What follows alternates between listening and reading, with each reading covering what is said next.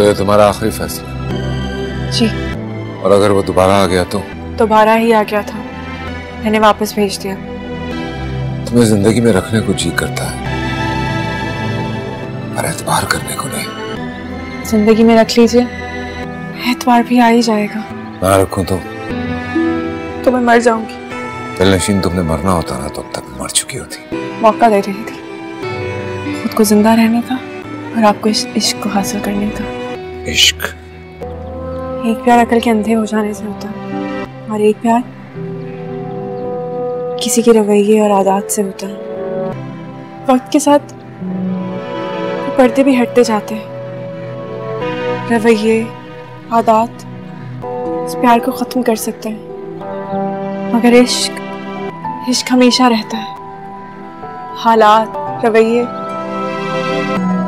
कुछ भी इसको खत्म नहीं कर सकता।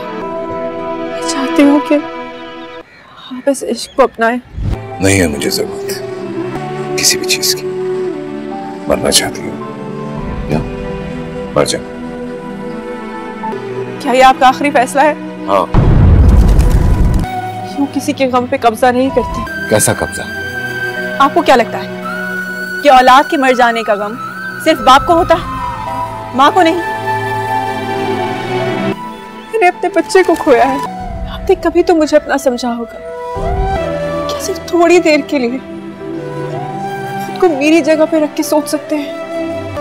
कितनी तकलीफ देखी है मैंने इन दिनों में, किस गम से गुजरी हूं मैं। दिल्लत, खौफ, तन्हाई, क्या कुछ नहीं झेला है मैंने इन सारे दिनों के अंदर,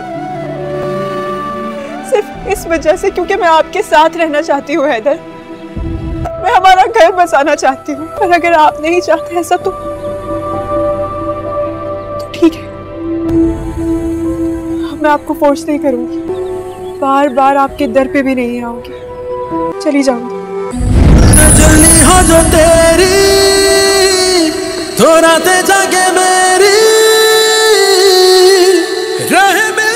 और तुमसे ये इश्क पहले नजर में हो गया था मुझे। जब इश्क होता है ना, फिर कुछ और नहीं होता। जो हुआ भूलने की कोशिश करते हैं। जिंदगी फिर से शुरू करें।